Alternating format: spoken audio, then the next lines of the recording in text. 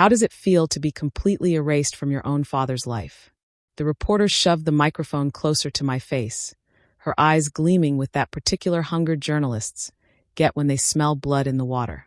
Behind her, cameras flashed like lightning, capturing what they all assumed was my shame, my humiliation, my deserved fall from grace. I stood on the courthouse steps, clutching a manila envelope that contained absolutely nothing. No inheritance, no property, no acknowledgement that I had ever mattered to the man who raised me. 24 years old, and I'd just been legally erased from my father's legacy. But here's what I've learned about justice. It doesn't always arrive when you expect it. Sometimes it hides in forgotten places, waiting for the exact right moment to surface. Sometimes the people who think they've won have actually just handed you the weapon that will destroy them. My name is Adriana Cole, and this is the story of how I went from sleeping in my car with $17 to my name to standing in a courtroom watching my stepmother beg for mercy she never showed me. This is about the secret letter that changed everything, the one she never knew existed, hidden in a place only my father and I understood. If you've ever been betrayed by someone you trusted, if you've ever watched a manipulator smile while they destroy your life, if you've ever felt completely powerless while injustice wins, stay with me. Because what happened next proved that truth has a way of surviving, even when it's buried under years of lies. Before we go further, do me a favor and hit that subscribe button. You're going to want to hear how this ends, and I promise you, the revenge is so much sweeter than you can imagine. Leave a comment telling me if you've ever dealt with a toxic family member, because I know I'm not alone in this. But let me start from the beginning, back when I still believed that love and money could coexist, back when I thought my father's new wife might actually care about me. I was 17 when my mother died. One moment she was laughing at breakfast, teasing my father about his terrible golf swing, planning our summer trip to the coast. 6 hours later, she collapsed in the garden. Aneurysm, they said. Instant. Painless. Gone before the ambulance arrived. My father, Jonathan Cole, real estate developer, self-made millionaire, the strongest man I'd ever known, he shattered. I watched him cry at her funeral, watched him stand in her closet at night, just breathing in the scent of her perfume, watched him age 10 years in 10 weeks. I tried to be strong for him. I was his only child, and we'd always been close. He taught me about property values and contract negotiations. We had Saturday morning breakfasts where he'd explain his business deals, treating me like a partner instead of a kid. My mother used to joke that I was going to run the whole company someday, that I had his mind for business and her heart for people. We were supposed to heal together. Instead, 11 months after we buried my mother, my father introduced me to Vanessa. Adriana, sweetheart, there's someone I want you to meet. I was sitting in the library, my mother's favorite room, when they walked in. My father looked lighter somehow, younger, happy in a way I hadn't seen since before. And beside him stood a woman who looked like she'd stepped out of a luxury magazine spread. Vanessa Hartley was 38, 12 years younger than my father, with the kind of polished beauty that took serious money to maintain. Perfectly highlighted hair, tasteful jewelry, a designer dress that probably cost more than most people's monthly rent. She smiled at me with warmth that seemed genuine, extending a hand with practiced grace. Adriana, I've heard so much about you. Your father talks about you constantly. I shook her hand, searching her face for any sign of the gold digger alarm bells that should have been ringing. But she seemed kind, nervous even, like she genuinely wanted my approval.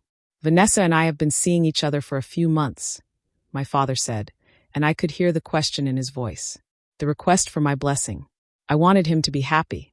I wanted to believe that life could move forward, that grief didn't have to be permanent. So I smiled and said all the right things, never knowing I was welcoming a viper into our home. They married 4 months later. The wedding was tasteful, private, just close friends and family at our estate. Vanessa wore cream instead of white, and my father looked happier than I'd seen him in over a year. I stood beside them as a bridesmaid, telling myself that this was good, that my mother would have wanted my father to find love again. Vanessa moved into our home the next day, and the transformation began so gradually I almost didn't notice. It started with small things. She'd redecorate a room, explaining that my father needed fresh energy in the house. The photographs of my mother slowly disappeared from common areas, relocated to storage to help with the healing process. My father's schedule changed. Business dinners I used to attend were now couples events where I wasn't needed. Your father and I need time to build our relationship, Vanessa explained with a sympathetic smile. You understand, don't you? You'll always be his daughter, but I'm his wife now. We need our space. I was 18 starting college, eager to prove I was mature and understanding. So I gave them space. I focused on my classes, on building the business knowledge my father expected. I came home on weekends, had dinners with them, tried to be the gracious stepdaughter. Then Vanessa started her real work. Your father mentioned you want to major in business, she said one evening during my sophomore year. We were alone in the dining room, waiting for my father to finish a call. He's worried about the pressure you're putting on yourself. Pressure? I love it. Dad and I have always planned. Adriana. She reached across the table, her hand covering mine with false warmth. Your father loves you, but he's concerned you're trying to live up to some expectation your mother created.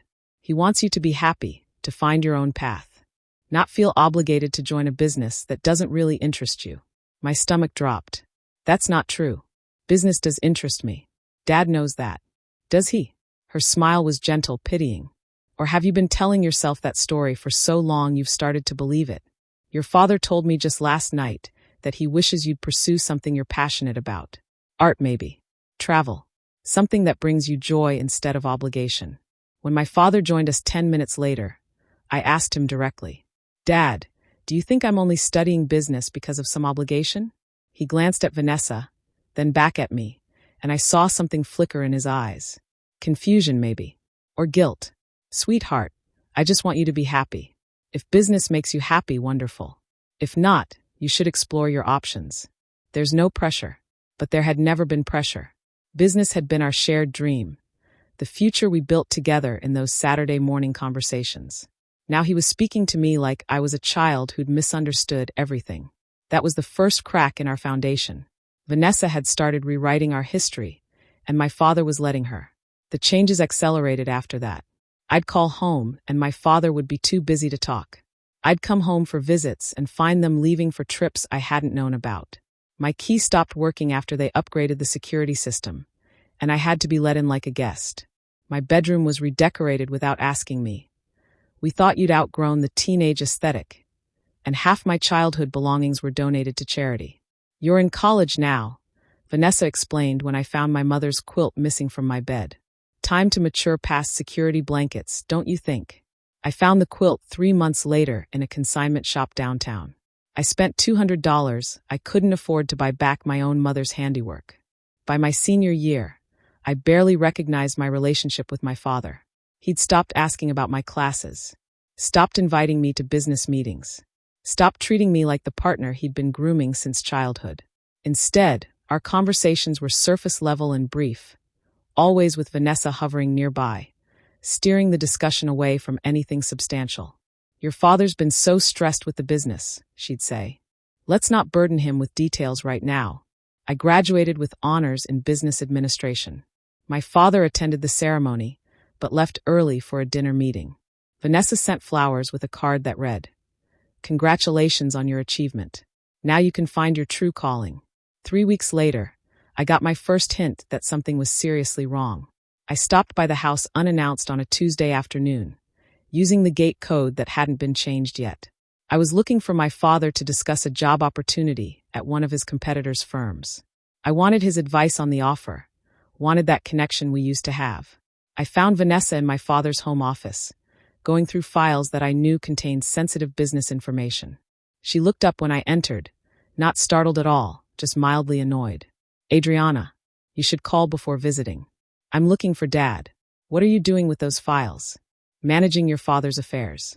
He's asked me to take a more active role in the business side of things. She closed the folder calmly. He's at a meeting downtown. I'll tell him you stopped by. Active role? Since when? Her smile sharpened. Since he made me a partner in coal development last month. Didn't he tell you? Oh, that's right. You've been so focused on your job search. Well, now you know. Your father and I are true partners in every sense of the word. I felt something cold settle in my chest. He made you a business partner? 50% ownership. It made sense for estate planning purposes. And I've been helping him for years now, learning the business, making connections. He trusts my judgment. She stood, smoothing her skirt. I know this might be difficult for you to hear, but your father's life has moved forward. He has a partner now, a true partner who shares his vision and his daily reality. You'll always be his daughter, but the business is family business. And I'm his family now. I wanted to scream. I wanted to call my father immediately and demand an explanation. But something held me back. Some instinct that told me confronting him would only make things worse, would only give Vanessa more ammunition to paint me as jealous, demanding, unreasonable. So I left, and I started paying attention. Over the next 6 months, I watched from a distance as Vanessa consolidated her control. She accompanied my father to every business event. She was listed as co-owner on property deeds. She fired the longtime estate manager who'd known my mother and replaced her with someone loyal to Vanessa alone. She convinced my father to update his will. Just smart planning, darling. With lawyers she selected. Every time I tried to talk to my father about what I was seeing, he brushed me off. Vanessa's been wonderful for the business, sweetheart. You should be happy I have such a capable partner. I'm just concerned about how quickly. Are you jealous? He looked at me with something uncomfortably close to disappointment. Because that's what it sounds like. Vanessa warned me you might struggle with sharing my attention, but I expected more maturity from you. Vanessa warned him. She'd gotten there first, framed the narrative, made any concern I raised sound like the petulant complaints of a spoiled daughter who couldn't handle having a stepmother. I was 23 years old, working a junior position at a commercial real estate firm, and I was losing my father piece by piece to a woman who'd spent 5 years systematically erasing my mother's memory and my own place in my father's life. Then he got sick. It started with fatigue that he blamed on stress. Then came the headaches, the confusion, the moment he forgot my name during a dinner and called me by my mother's name instead. The doctors found the brain tumor during an emergency scan after he collapsed at the office. Glioblastoma. Aggressive. Inoperable. They gave him 6 to 12 months. I tried to be there for him, to spend whatever time we had left rebuilding what Vanessa had destroyed. But she controlled access to him completely. Visiting hours were restricted. He needs rest. My calls went unanswered. He's sleeping. When I did see him, he was often confused or medicated, and Vanessa was always there, managing the conversation, cutting visits short. This is so hard on him, she'd say with practiced grief. Seeing you seems to agitate him. Maybe give him some space. Space. Always space. Distance. Separation. My father's illness progressed rapidly.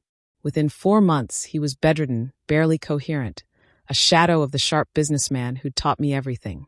I was allowed brief visits, always supervised, always controlled. The last time I saw him conscious, he looked at me with clouded eyes and whispered, "I'm sorry." "For what, Dad?" But he drifted back to sleep, and Vanessa ushered me out before he woke again. He died 3 weeks later. I got the news via text message from Vanessa's assistant. Jonathan Cole passed peacefully this morning. Funeral arrangements to follow. I wasn't there when he died. I wasn't holding his hand or telling him I loved him. I was at work, reviewing contracts, having no idea that my father's last moments were happening without me. The funeral was a spectacle. Vanessa played the grieving widow perfectly. Designer black dress, tasteful tears, accepting condolences with practiced grace.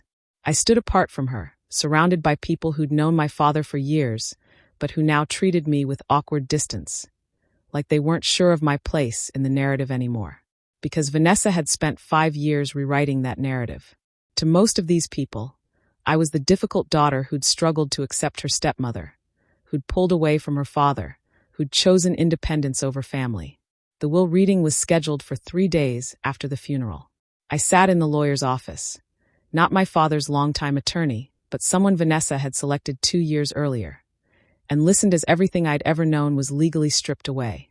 To my beloved wife Vanessa, I leave the entirety of my estate, including all property, business interests, and financial assets. She has been my partner, my companion, and my greatest support. I trust her completely to honor my legacy. I waited for my name, for some mention, some acknowledgement, some piece of the life my father and I had built together. Nothing. Regarding my daughter Adriana, I make no provision in this will. She has made her choices and built her own life separate from mine. I wish her well in her future endeavors. The lawyer's voice continued, but I couldn't hear it over the roaring in my ears. No provision. separate from mine, like I'd been the one who created distance, who chose separation. Vanessa sat across from me, her expression carefully neutral, but I caught the flash of triumph in her eyes. She'd done it. 5 years of careful manipulation, and she'd completely erased me. This can't be legal, I managed. My father would never. The will was properly executed and witnessed, the lawyer said. Your father was of sound mind when he signed it 18 months ago. Before his illness.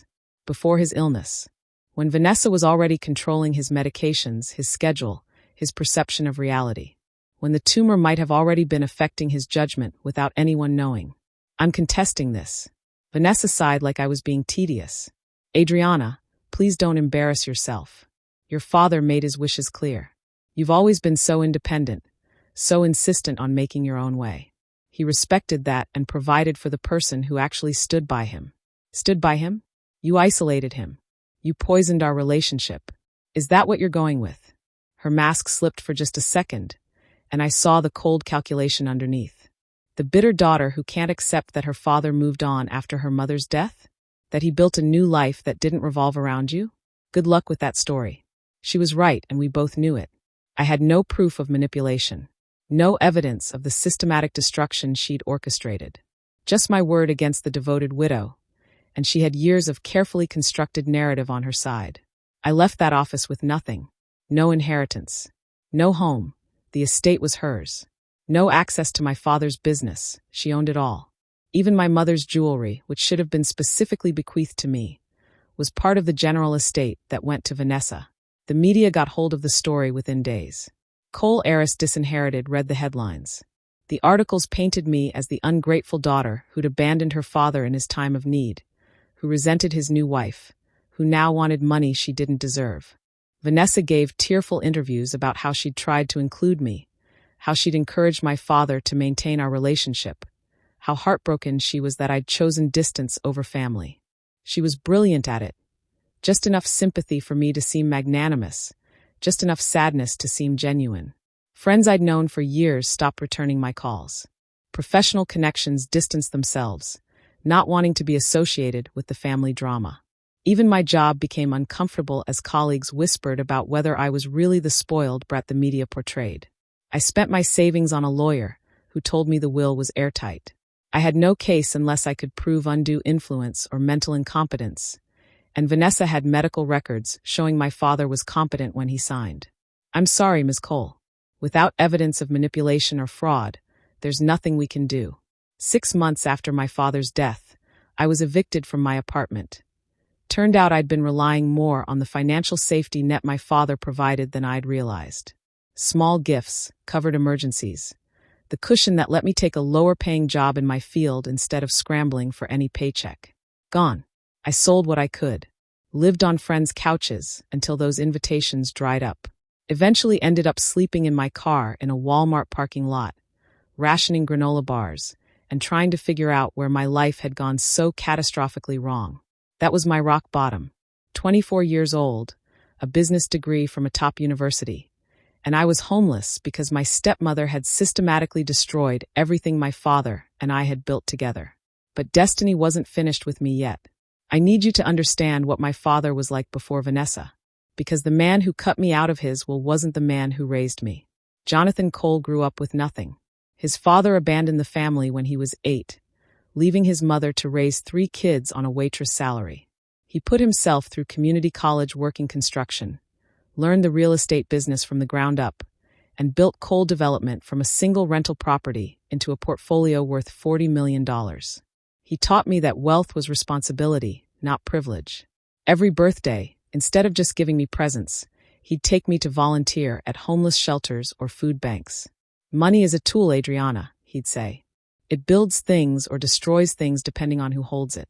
My mother, Caroline, was his balance. She came from old money, but hated the pretension that came with it. She ran a literacy nonprofit and treated our housekeeper with more respect than she showed the socialites at charity galas. She taught me that kindness wasn't weakness, and that real strength was protecting people who couldn't protect themselves. They were a team. Every major business decision, my father consulted her. Every nonprofit initiative, she consulted him. They built something together that was bigger than money. and they included me in everything. I was 12 when my father first brought me to a property negotiation. The seller's agent looked annoyed when I walked in, but my father just smiled. My daughter's learning the business. She'll be running this company someday. He meant it. Through high school, I shadowed him during summers. I learned how to read contracts, assess property values, negotiate with contractors. He'd quiz me over breakfast about market trends, interest rates, zoning laws. Not because he was pushing me, but because I was genuinely fascinated. My mother would laugh and call us the coal real estate nerds, but she supported it completely. She saw that I loved it, that my father and I connected through this shared passion. When she died, that connection was supposed to sustain us. We were supposed to grieve together, heal together, and eventually build the company together like we'd always planned. Vanessa destroyed that future so systematically I didn't see it happening until it was too late. Let me tell you how good she was at this. 3 months after the wedding, she threw me a 20th birthday party at the estate. It was beautiful, thoughtful, filled with my friends and decorated with my favorite flowers. She gave a toast about how happy she was to have a stepdaughter, how she'd never try to replace my mother, but hoped we could build our own relationship. I cried and hugged her. I actually felt grateful. What I didn't know was that the party was the beginning of documentation. Vanessa had hired a photographer who captured dozens of images of us together, smiling, embracing, looking like the perfect blended family. She'd use those photos later when she needed to prove she'd tried, that any distance between us was my doing. She played the long game with everything. When I came home from college that first Thanksgiving, I found that my mother's rose garden had been torn out and replaced with a modern sculpture garden. I was upset, and Vanessa listened with such sympathy. "Oh, honey, I should have asked you first. Your father and I thought it would help with the grief, but I see now how insensitive that was. Tell you what, let's plant a new memorial garden together, something that honors your mother properly." We spent a weekend designing it, planting it, creating something beautiful. Vanessa took pictures of us working side by side, dirt on our hands, smiling. More documentation. More proof of her efforts. The memorial garden was torn out 6 months later to make room for a pool. When I objected, my father looked confused. "You were excited about the pool, sweetheart. Don't you remember? Vanessa showed me the designs you two worked on together." I'd never seen any pool designs. But Vanessa produced sketches with notes and handwriting similar to mine, conversations she claimed we'd had. My father's memory already getting fuzzy about the details. That was her genius. She didn't turn my father against me with obvious poison. She rewrote history gradually, creating a narrative where I was pulling away, losing interest, choosing independence. Then she'd show my father evidence of her trying to bridge the gap I was supposedly creating. I invited Adriana to the charity gala, but she said she was too busy with school. I'd never received an invitation. I suggested we have lunch, but she said she needed space to figure out her own identity. I'd never said that. I tried to include her in the business discussions, but she seemed uncomfortable. "I think she feels pressured by your expectations." I'd begged to be included and been told I wasn't needed. Every lie was small enough to be believable, positioned as concern rather than accusation. My father, who was already drowning in grief and grasping at the happiness Vanessa offered, believed her version of events over my protests. "Why would Vanessa lie about that?" he'd ask, genuinely confused when I tried to correct the record. And I had no answer that didn't make me sound paranoid or jealous. The business partnership was her masterstroke.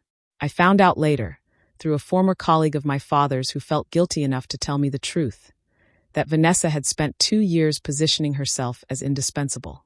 She'd started by offering to help with administrative tasks, then scheduling, then client relations. She was charming, competent, and always there when my father needed something.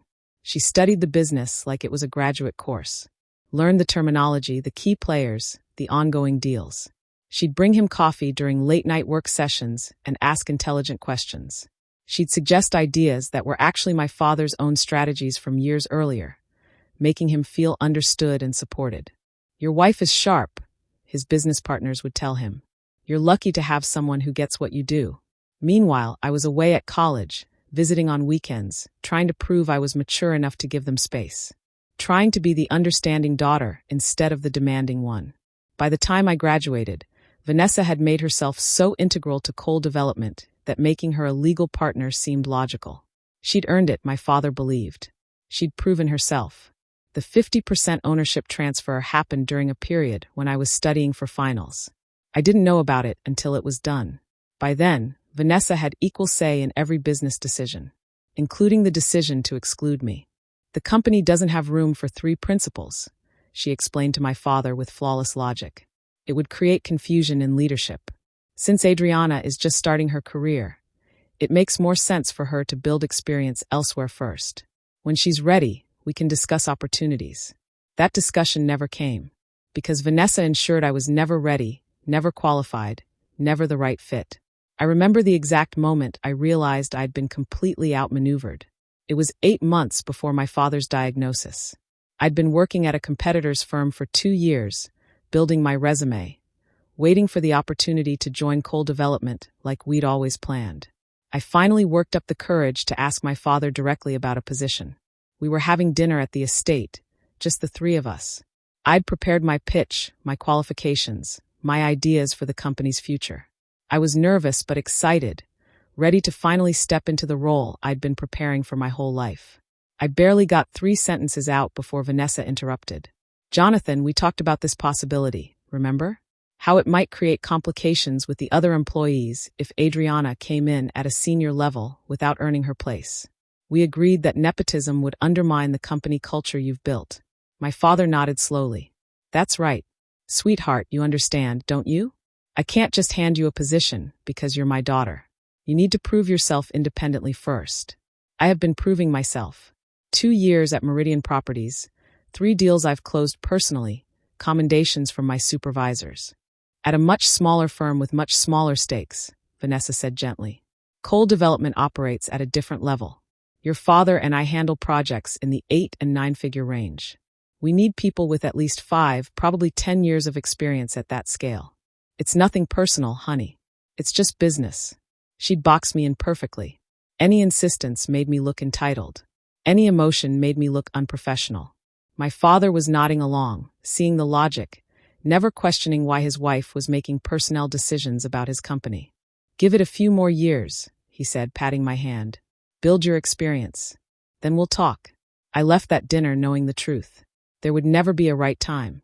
Vanessa would never allow me into coal development because that would threaten her control.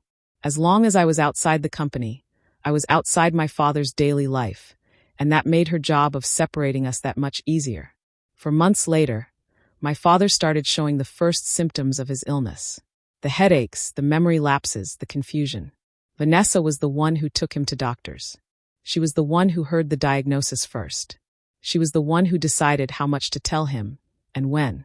By the time I learned about the brain tumor, she'd already established herself as his primary caregiver and medical decision-maker. She had healthcare power of attorney, something she'd convinced him to sign, just in case years earlier. I tried to be involved in his care. I wanted to take him to appointments, talk to doctors, understand his prognosis and treatment options. But Vanessa controlled all of it. "The doctors say stress is bad for him," she'd explain. "Too many voices, too many opinions. It's overwhelming. I'm keeping things simple and calm." Simple and calm meant Vanessa alone. Vanessa filtering information. Vanessa making decisions. I hired a lawyer early on to contest the healthcare proxy. But my father was still competent enough at that point to confirm he wanted Vanessa in charge. "She's my wife," he told the lawyer, looking at me with something like disappointment. "Why are you fighting this?" "Because I could see what she was doing. Because I knew this was my last chance to reach him before the disease or her manipulation took him away completely. But I couldn't prove it. I just sounded like the jealous daughter who couldn't accept her stepmother. The last real conversation I had with my father was 6 weeks before he died. Vanessa had stepped out to take a phone call, leaving us alone for maybe 10 minutes. His mind was clearer that day than it had been in weeks. "Dad," I said, holding his hand, "I need you to know that I never pulled away from you. I never chose distance. I've always wanted to be part of your life and the business. Always." He looked at me with confusion clouding his eyes. "But Vanessa said, she told me you needed space to find yourself." "She lied, Dad. About so many things." His hand tensed in mine. No, Vanessa wouldn't. She loves me. She's taken care of everything. I love you too. I'm your daughter." "Of course you are." but his voice was uncertain, like he was trying to remember something just out of reach. I'm sorry, sweetheart. I'm sorry if I didn't. Didn't what? But Vanessa walked back and my father's face shifted. The openness closed. The confusion returned. Whatever he'd been about to say was lost. I think my husband needs rest now, Vanessa said, and her smile was pure ice. That was it. That was my last chance, and I'd lost it. 3 weeks later he was dead, and I was legally nothing to him. Living in my car taught me things business school never covered. Like which parking lots had security that would leave you alone. Which fast food restaurants let you use the bathroom without buying anything. How to make a bag of trail mix last 3 days. How quickly shame becomes normal when survival is the priority. I parked behind a grocery store most nights, tucked between delivery trucks where I was less visible. I'd wake up at 5 in the morning before the workers arrived, drive to a gym where I still had a membership for another month, shower, put on my one remaining professional outfit, and pretend I was a functioning adult with a home and a future. I was still working at Meridian Properties, but barely. My performance had tanked after my father's death. I was constantly exhausted, distracted, grieving. My supervisor had pulled me aside twice already to discuss my declining numbers. Adriana, I understand you're going through a difficult time, but we need consistent production. If things don't improve by the end of the quarter. He didn't finish the sentence. He didn't have to. I was 3 weeks away from losing the last thread connecting me to my old life. 3 weeks away from complete free fall. That's when I got the call about the storage unit. I was sitting in my car eating a convenience store sandwich when my phone rang from an unknown number. I almost didn't answer, but something made me pick up. Ms. Cole, this is Davidson Storage Solutions. We're calling about Unit 247, registered under Jonathan Cole. The annual rental fee is overdue, and we need to arrange payment or we'll have to auction the contents. My heart stopped. Storage unit? I didn't know my father had a storage unit. According to our records, he's rented this unit for, looks like 18 years. The payment has always been automatic from a business account, but that account was closed 2 months ago. Vanessa. She'd closed my father's business accounts as part of consolidating the estate.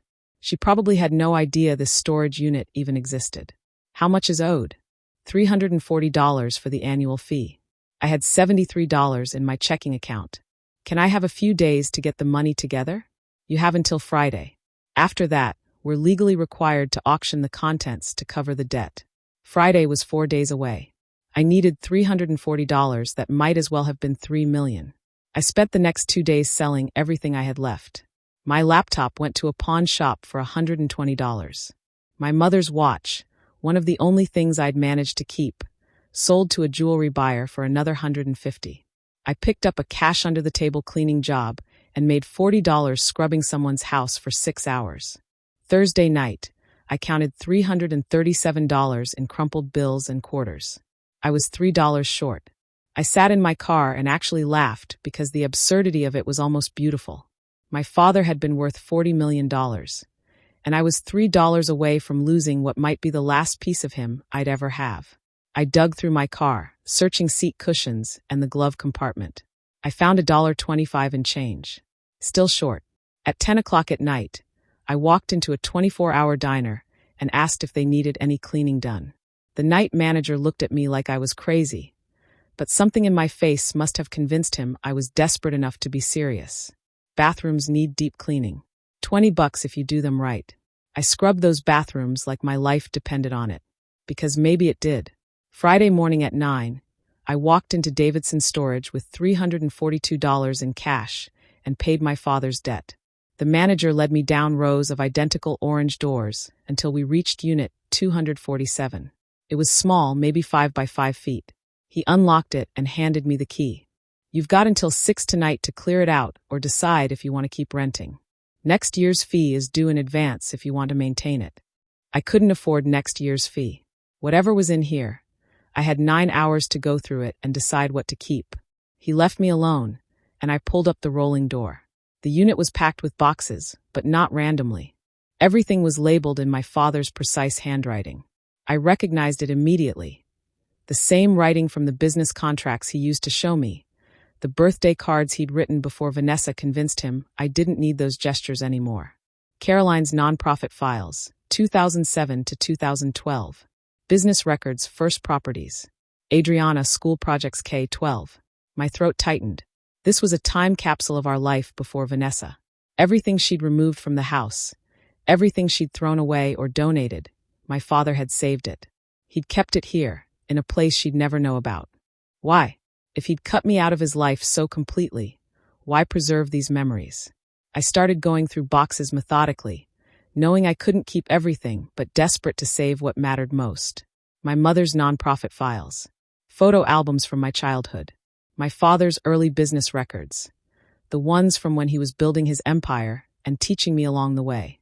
I was 6 boxes deep when I found my mother's personal effects, her journals, her correspondence, her medical records from the year before she died. My hands shook as I opened the journal dated to the months before her death. My mother's handwriting filled the pages, neat and controlled like everything about her. Jonathan seems stressed lately. Business is good, but something's bothering him. He won't talk about it. Met Jay's new client today. Vanessa Hartley. Something about her seems off, but I can't put my finger on it. Very interested in our personal life, asking questions that felt intrusive. Vanessa. My mother had met Vanessa before she died. I flipped through pages faster now, my heart pounding. Vanessa stopped by the house again today. 3rd time this week. She says she's interested in investing in Jay's development project. But her questions are always about our family, our marriage, our estate planning. I told Jay I'm uncomfortable with her, but he says I'm being paranoid. She's a potential major investor. We need to be professional. Had the worst headache today. Probably stress. I don't trust Vanessa Hartley. Something about the way she looks at Jonathan, the way she asks about me specifically. Is she interested in him? Or am I imagining things? The entries continued for another month. My mother's headaches getting worse. Her suspicions about Vanessa growing. Her attempts to tell my father, his dismissals of her concerns. The final entry was dated 2 days before she died. I'm getting sicker. The headaches are constant now. Saw Dr. Morrison today and he's running tests. I'm probably overreacting, but I keep thinking about Vanessa, about how she's always around, about how she brings us coffee and food and always seems so helpful, about how these headaches started right after she came into our lives. I sound crazy writing this. I sound paranoid. But something is wrong, and I can't shake the feeling that she's involved somehow. The journal ended there. I sat on the concrete floor of the storage unit, holding my mother's final words, and felt the world shift. My mother hadn't died of a natural aneurysm. She'd been sick for months with symptoms that escalated. Symptoms that started when Vanessa entered our lives. Symptoms she'd connected to Vanessa but been too rational, too reasonable, to voice as an actual accusation. Because it sounded crazy. It sounded like paranoid conspiracy theory. Except my mother was dead, and Vanessa had married my father less than a year later. Vanessa, who'd been circling our family before my mother died. Vanessa, who'd asked invasive questions about our estate planning and our marriage. I dug through the rest of the box with shaking hands. Medical records, test results, doctor's notes. My mother had been experiencing symptoms consistent with heavy metal poisoning. The doctors had noted it, but hadn't pursued it because she died before they could run comprehensive tests. Heavy metal poisoning. Not an aneurysm. But the death certificate said aneurysm. The autopsy report confirmed it. I kept searching, desperate for something more concrete, more damning. I needed proof, not suspicions. I needed evidence that would hold up against Vanessa's lawyers and her carefully constructed narrative. Box after box yielded pieces of our life, but nothing that proved what I was beginning to believe. I was running out of time. It was already 3 in the afternoon, and I'd gone through everything except one box shoved in the back corner. It was smaller than the others, unmarked except for a single word in my father's handwriting. Insurance. I pulled it out and opened it. Inside was a manila envelope, sealed with tape and labeled in my father's increasingly shaky handwriting. The handwriting from his final months, when the tumor was already affecting his motor control. For Adriana. To be opened only by Adriana. If you're reading this, I'm gone, and I need you to know the truth. My hands trembled so badly I could barely break the seal. Inside was a letter, written in my father's hand but difficult to read, the letters uneven and sometimes trailing off. And beneath the letter were documents. Legal documents, medical records, financial statements, and photographs. I started with the letter. My dearest Adriana, if you're reading this, then I'm dead and Vanessa has probably taken everything. I'm so sorry. I'm so deeply sorry for what I've done to you, for how I've failed to protect you. I need to tell you what I discovered, even though it's too late for me. Maybe it's not too late for you. Your mother didn't die naturally. I didn't want to believe it. For years I refused to believe it. But I know now, and I need you to know. Vanessa killed her. Slowly, over months, poisoning her with thallium mixed into the herbal supplements she brought to the house. Your mother trusted her. We both did. She died because of that trust. I didn't know this when I married Vanessa. I didn't know until 6 months ago when I found documents she'd hidden, medical records she'd forged, research she'd done on untraceable poisons, a life insurance policy on your mother that I never knew existed, that paid Vanessa $2 million when your mother died. By the time I found this evidence, I was already sick. The tumor was already affecting my judgment, my memory. I tried to tell my lawyers, but Vanessa had already convinced them I was mentally incompetent. She showed them medical records proving my decline. She had doctors ready to testify I was paranoid and confused. She isolated me from you so completely that I couldn't reach you, couldn't warn you. She controlled my medication, my phone, my visitors. Every time I tried to change my will back, she was there, redirecting me, convincing me I was confused. But I had moments of clarity, moments when I understood exactly what was happening. I used those moments to gather evidence and hide it where only you would think to look. The storage unit. Do you remember, sweetheart? When you were 12 and going through your rebellious phase, you told me you were going to run away. I told you if you ever needed a secret place, somewhere no one else knew about, I'd set it up for you. You never took me up on it, but I did it anyway. Unit 247 at Davidson Storage. 247, because February 7th was your birthday. I knew you'd find this eventually. I knew you'd be the only one who'd think to check, who'd fight to save what was in there. In this box is everything you need. Medical evidence that your mother was poisoned. Financial records showing Vanessa's debts and motives. Proof that she manipulated me into changing my will. A recording I made during one of my clear moments where she admitted what she'd done to your mother, thinking I wouldn't remember. Use it, Adriana. Destroy her the way she destroyed us. I'm so sorry I failed you. I'm so sorry I let her poison our relationship the way she poisoned your mother. You were always my greatest achievement, my proudest accomplishment. I love you more than any business, any fortune, any empire. Make her pay for what she's taken from us. With all my love, Dad. I read the letter 3 times, tears streaming down my face, before I could focus on the documents beneath it. The documents my father left were devastating, and they were detailed. Medical records showing my mother's thallium levels in the months before her death. Tests that had been run but never followed up on because she died before the doctors could investigate further. Financial statements proving that Vanessa had been drowning in debt before she met my father. Nearly $500,000 owed to various creditors. A life insurance policy on my mother that neither my father nor I knew existed, with Vanessa listed as the beneficiary through some complex trust arrangement. And the recording. I found a small digital recorder at the bottom of the box. My hands shook as I pressed play. My father's voice came through, weak and confused. Vanessa, I found the documents. The insurance policy on Caroline. Why would you have a policy on my wife? Jonathan, sweetheart, you're confused again. That was a standard estate planning tool. Your lawyers recommended it. Vanessa's voice was patient, soothing. No, I never approved this. And these medical records, Caroline's thallium levels. The doctors were wrong about that. You know how they are. Always looking for zebras when they hear hoofbeats. Caroline had an aneurysm. It was tragic, but it was natural. You brought her those supplements. Every day. You were so helpful, so caring. My father's voice cracked. Did you kill my wife? A pause. Then Vanessa laughed, actually laughed. Jonathan, the tumor is making you paranoid. We've talked about this. You're having delusions. Answer me. Fine. Yes. Her voice changed, went cold. Yes, I killed her. I poisoned her over 6 months, and no one suspected a thing. She was so trusting, so grateful for my friendship. And you were so busy with work you barely noticed she was dying until it was too late. Why? Why would you? Because I wanted her life. Her husband, her money, her position. She had everything handed to her, and I had nothing. So I took it. And now it's mine. I'm going to the police. I'm going to tell everyone. No, you're not. Because you have a brain tumor that's destroying your credibility. Because I have doctors who will testify you're mentally incompetent. Because I have power of attorney and control of your medical care. You're not telling anyone anything, Jonathan. You're going to die, probably soon, and I'm going to inherit everything. Just like I planned. Adriana is already gone. I made sure of that.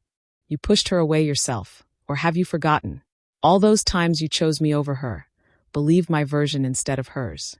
She won't fight for an inheritance from a father who erased her from his will. The recording ended there. I sat in that storage unit and listened to it 4 times, my grief transforming into something harder, something focused. Vanessa had murdered my mother. She'd manipulated my father into cutting me out of his life. She'd stolen everything that should have been mine, and she'd done it all with careful planning and ruthless execution. But she'd made one mistake. She'd underestimated how much my father loved me, even through the manipulation. She'd underestimated his moments of clarity. She'd never known about this storage unit. I gathered everything carefully. The documents, the recording, the letter. I couldn't afford to rent the unit for another year, but I couldn't risk leaving this evidence here either. I loaded everything into my car, taking only what I could carry, leaving behind the childhood memories and photo albums that had seemed so important an hour ago. None of that mattered now. The only thing that mattered was justice. I drove straight to a police station, my car filled with boxes of evidence, my father's letter clutched in my hand. The detective who met with me was a woman in her 40s named Rita Morales. She listened to my story with an expression that shifted from skepticism to attention as I laid out the evidence piece by piece. The medical records, the financial statements, the insurance policy, the recording. She listened to the recording twice, her face hardening. Ms. Cole, this is compelling evidence. But I need to be honest with you about what we're facing. Your father's mental state at the time of this recording will be questioned. His brain tumor, his documented cognitive decline. Any defense attorney will argue he was delusional, paranoid, that this conversation never happened the way he remembered it. But the medical evidence is inconclusive. Your mother's death was ruled natural causes. The thallium levels were noted but never investigated because she died before follow-up tests. To reopen this case, we'd need to exhume her body, run new tests, prove that the poisoning caused the aneurysm. That's a complicated medical argument. My heart sank. So this isn't enough? I didn't say that. I said it's complicated. Detective Morales leaned forward. Here's what I can do. I can open an investigation into your mother's death and into the circumstances surrounding your father's will. But investigations take time. Months, maybe years. And during that time, Vanessa will know we're looking at her. She'll hide evidence, create alibis, use her money to build an impenetrable legal defense. Then what do? You need more than what your father left you. You need something current, something Vanessa doesn't know exists. You need her to incriminate herself now, while she thinks she's won. I understood what she was suggesting. You want me to get close to her, make her trust me, record her confessing. I can't officially ask you to do that. It would be dangerous, possibly illegal, depending on how you obtain the evidence. But if you happen to have a conversation with your stepmother where she voluntarily admitted to crimes, and if that conversation was recorded in a jurisdiction where single-party consent is legal, which California is, then that would be admissible evidence. She slid a business card across the desk. My number. If you decide to have any interesting conversations, call me immediately. I took the card, my mind already racing. She'll never talk to me. She spent 5 years keeping me away from my father, from the business, from everything. Why would she suddenly want me around? Give her a reason. Make yourself useful to her. Or make yourself a threat she needs to manage. Detective Morales stood. I'll start the preliminary investigation on my end. But Ms. Cole, be careful. If Vanessa killed your mother and manipulated your father to his death, she won't hesitate to eliminate another obstacle. I left the police station with a purpose I hadn't felt in months. I had a direction, a plan. I needed to get close to Vanessa. I needed to make her believe I was broken, defeated, not a threat. Then I needed her to trust me enough to slip. The question was how. I spent 3 days living in my car, planning my approach. I couldn't just show up at the estate. She'd have me removed. I couldn't confront her publicly. She'd use it as more evidence of my instability. I needed to catch her in a moment where she felt powerful, where she felt charitable enough to grant me a few minutes of her time. The answer came from a Society page article I found online. Vanessa was hosting a charity gala at the estate in 2 weeks, a fundraiser for cancer research, using my father's death as the emotional hook. Honoring Jonathan Cole's legacy, the invitation read. The bitter irony wasn't lost on me. She was profiting from the death she'd probably hastened, using his name to build her social standing. But it was perfect. A public event where she couldn't refuse to see me without looking cruel. Witnesses everywhere, so she'd have to maintain her caring stepmother facade. I had 2 weeks to prepare. 2 weeks to transform myself from homeless and desperate to composed and strategic. 2 weeks to become someone Vanessa would underestimate. I sold the last few things I owned and bought a cheap dress from a consignment shop. I practiced my approach in the mirror, rehearsing the broken, apologetic stepdaughter who just wanted closure. I had to be convincing, had to make her believe I'd given up, accepted my fate, came looking for scraps of connection to my dead father. The night of the gala, I stood outside the estate gates, my former home, and watched luxury cars pull through. I waited until most of the guests had arrived, until Vanessa would be in full hostess mode, performing for her audience. Then I walked up to the security guard at the gate. I'm Adriana Cole, Jonathan Cole's daughter. I'd like to speak with Mrs. Cole briefly. The guard looked uncomfortable. Ma'am, I don't think. Just tell her I'm here. Tell her I want 5 minutes to say goodbye to my father's memory. That's all. He made a call, spoke quietly into his radio. I waited, my heart pounding, knowing this could go either way. Then the gate opened. Mrs. Cole says you can come in, but just for a few minutes. Don't cause any trouble. I walked up the driveway I'd run down as a child, past gardens my mother had planted, toward the house where I'd grown up and been systematically erased. Vanessa met me at the door, stunning in a designer gown, her smile perfectly calibrated for the guests who might be watching. Adriana, this is unexpected. I know. I'm sorry to intrude. I needed to see the house one more time, to feel close to him. I let my voice crack slightly. I know I don't have any right to be here. Her eyes assessed me, taking in my cheap dress, my exhausted appearance, my defeated posture. I watched her calculation, saw the moment she decided I was harmless. Come in. 5 minutes. Vanessa led me through the foyer where I'd celebrated countless birthdays, past the sitting room where my parents used to have morning coffee, into my father's study. The room looked different now. My mother's paintings replaced with modern art, his old desk swapped for something sleek and contemporary. I've redecorated, Vanessa said, watching my reaction. Holding on to the past isn't healthy. I bit back the anger and focused on my role. Broken. Defeated. No threat. It looks nice. Different but nice. She leaned against the desk, her posture relaxed. In control. Why are you really here, Adriana? I told you. I wanted to feel close to him one last time. No. You want something. Money, probably. Everyone who crawls back eventually wants money. She smiled, and it was pure condescension. How much? This was it. My opening. I let tears fill my eyes, not hard considering everything. I'm living in my car. I lost my job last week. I have nothing left. I'm not asking for what he left you. I know that's legally yours. But maybe something small. Enough for first and last month's rent somewhere. A few thousand to get back on my feet. Vanessa laughed. Actually laughed. A few thousand. You had access to millions, and you squandered it all on pride and stubbornness. Now you come begging for scraps. Please. I know you have no reason to help me, but my father loved you. Maybe for his sake. Your father loved what I showed him. A devoted wife who made his life easier, who didn't burden him with demands or expectations the way you did. She walked closer, her perfume expensive and suffocating. You want to know why he cut you out? Because I made him see the truth. You were a reminder of his dead wife, of his obligation to the past. I offered him a future. I forced myself to stay meek, submissive. You're right. I understand that now. I just thought maybe there was some kindness left, some small mercy. Mercy. She tasted the word. Why would I show you mercy?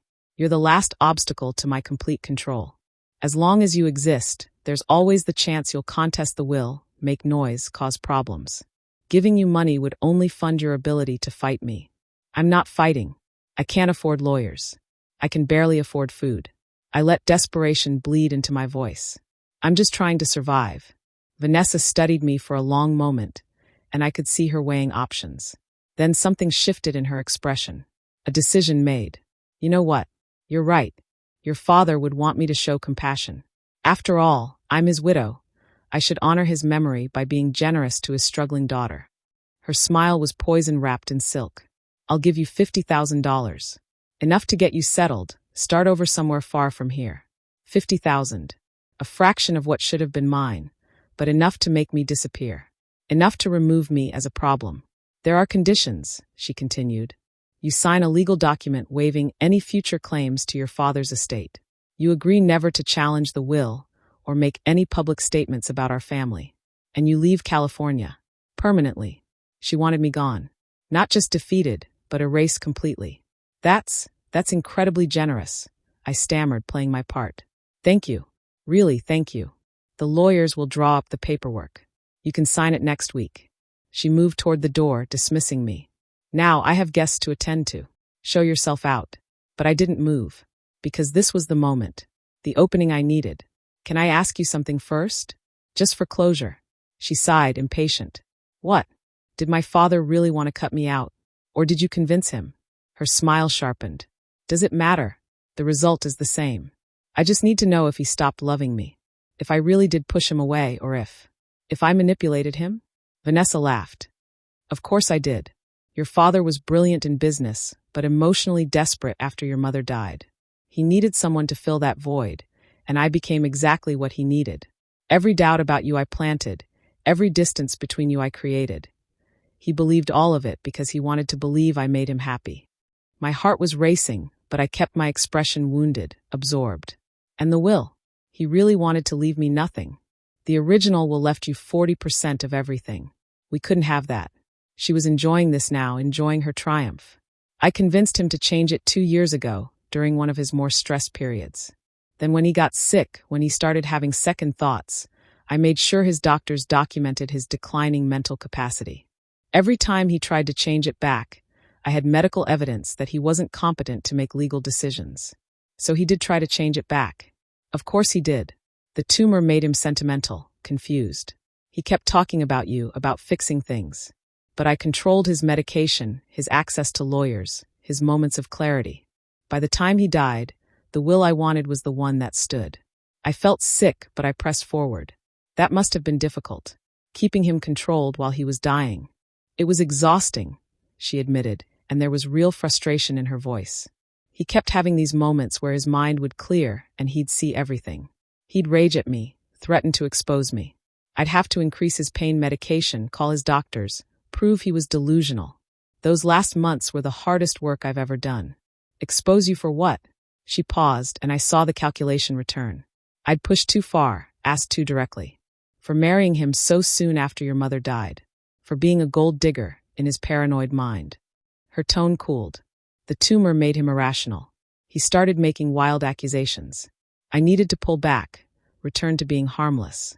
I'm sorry. I didn't mean to pry. I just wanted to understand. Now you understand. Your father was a confused, dying man, and I was the devoted wife who cared for him until the end. That's the story everyone knows, and that's the truth that matters. She opened the door. The lawyers will contact you about the settlement. Sign the papers, take the money, and disappear. That's the best offer you'll get.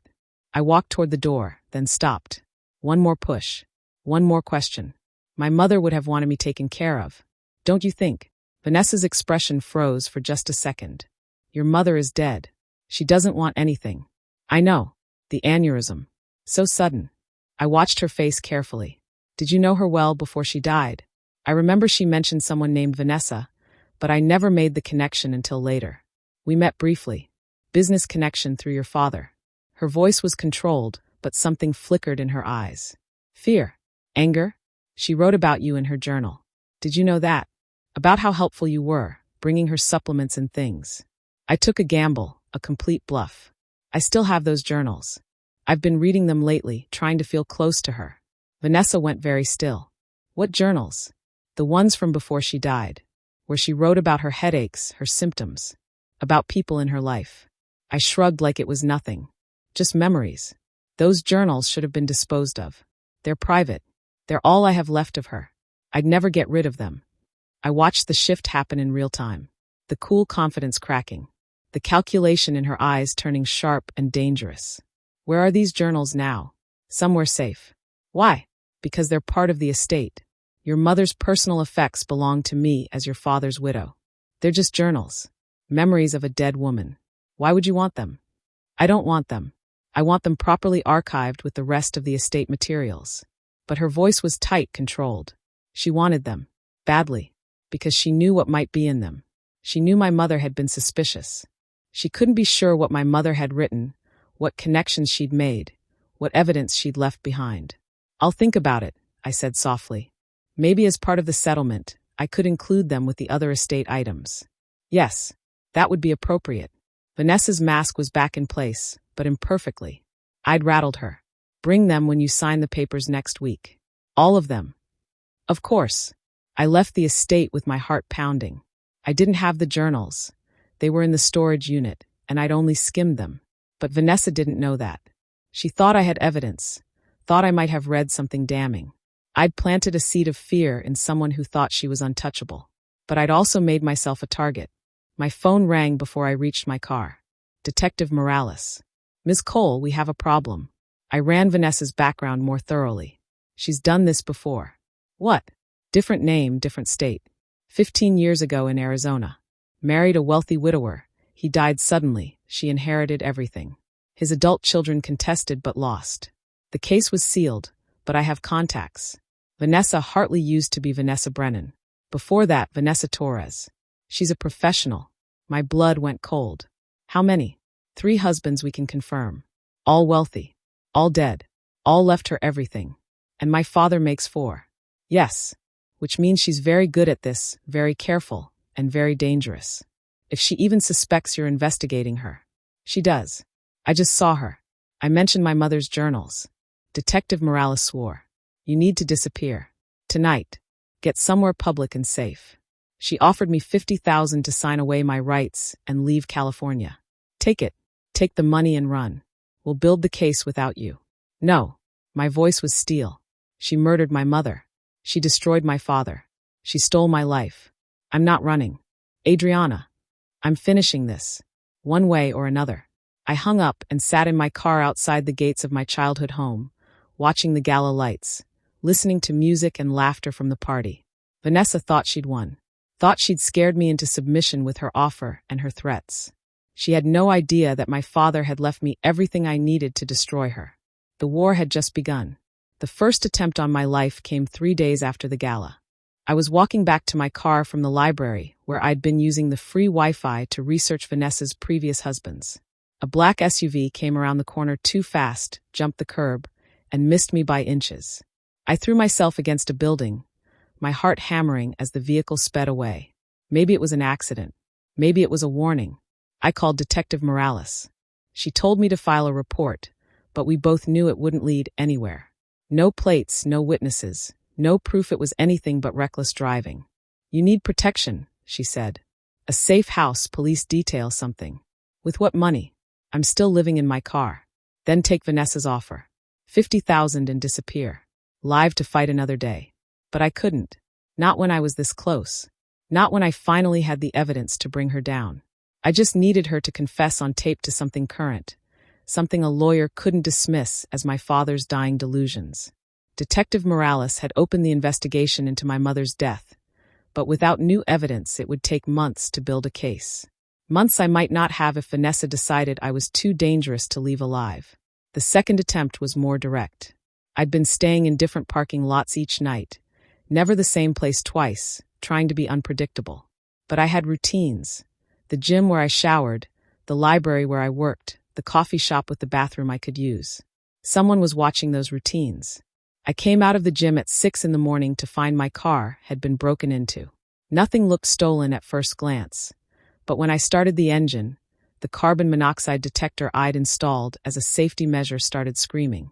I killed the engine immediately and got out. Called a tow truck, called the police. The mechanic found the exhaust had been tampered with, rigged to leak into the cabin. If I'd driven for more than 10 minutes with the windows up, I would have fallen asleep and crashed. Somebody doesn't like you, the mechanic said, showing me the deliberate damage. This wasn't wear and tear. This was sabotage. The police took a report, but offered little hope. No cameras in the parking lot, no witnesses. Could be random vandalism. But it wasn't random. Vanessa was trying to eliminate me in ways that looked accidental. I couldn't afford to fix the car. I sold it for parts and used the money to rent a room in a weekly motel in a bad part of town. It was filthy and depressing, but it had a lock on the door and security cameras in the parking lot. I was down to $300 and running out of time. That's when I got the call from Vanessa's lawyer. "Ms. Cole, we have the settlement paperwork ready for your signature. Mrs. Cole is prepared to release the $50,000 upon execution of the agreement and receipt of your mother's journals. Can you come to our office tomorrow at 2? This was it.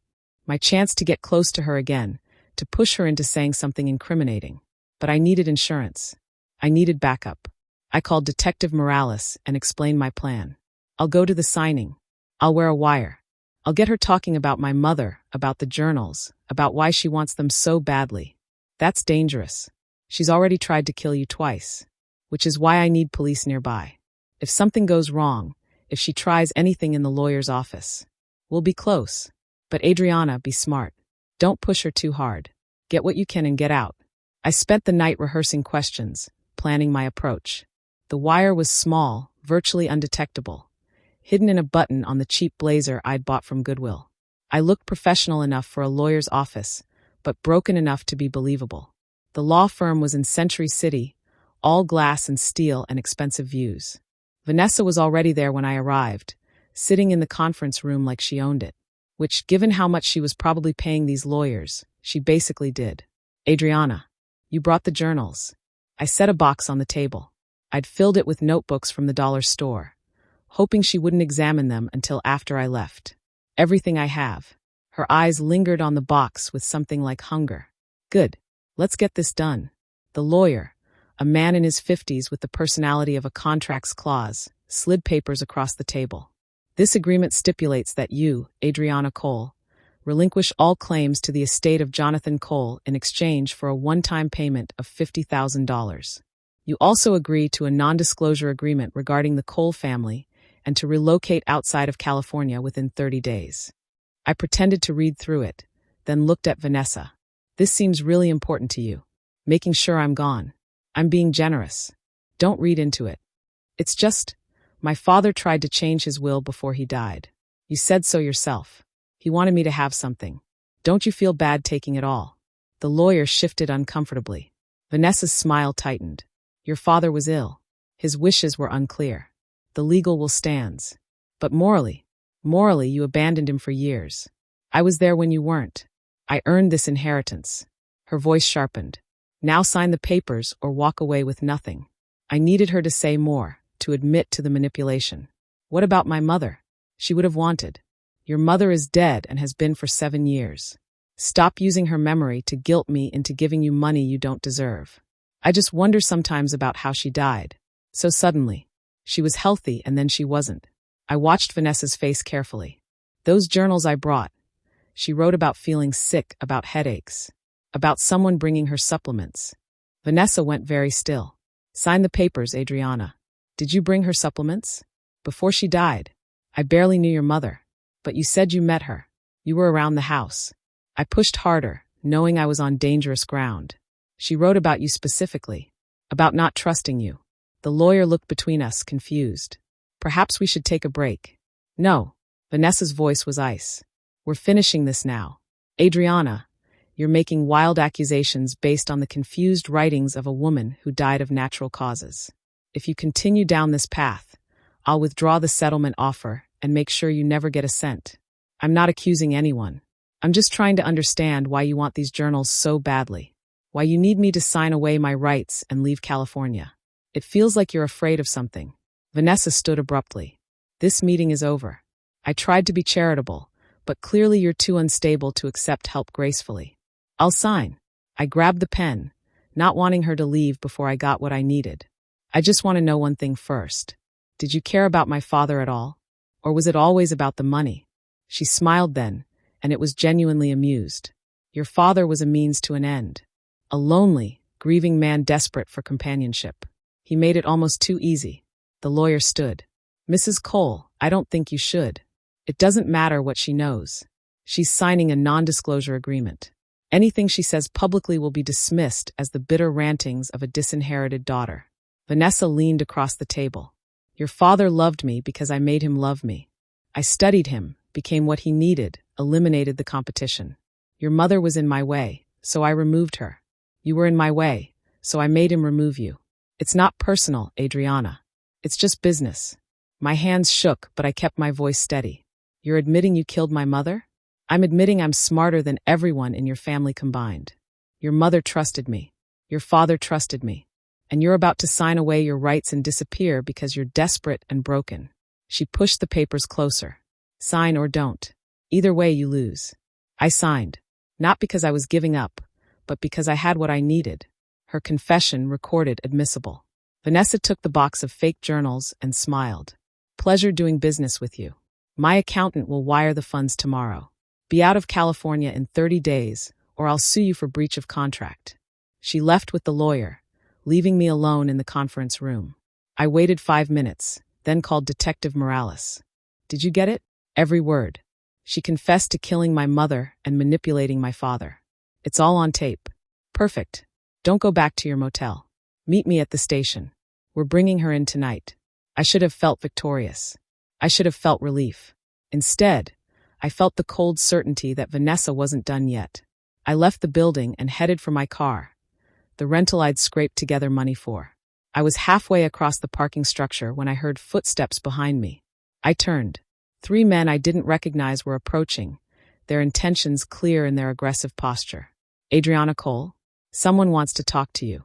Come quietly, and this doesn't have to get ugly. I ran. I ran through the parking structure, my footsteps echoing off concrete, my breath coming in ragged gasps. Behind me, the men were gaining ground. They were bigger, faster, and clearly professionals. I fumbled for my phone, trying to dial Detective Morales while running, but my hands were shaking too badly. The phone slipped from my grip and shattered on the concrete. Dead end. I'd run the wrong direction, away from the exit, deeper into the structure. The men were blocking the only way out. Don't make this harder than it needs to be. One of them called out. Mrs. Cole just wants to have a conversation. A conversation. Right. The kind that ended with me disappearing permanently. I looked around desperately. Elevator. Too slow, they'd catch me before the doors closed. Stairwell, they'd corner me. Cars, all locked, no help there. Then I saw it.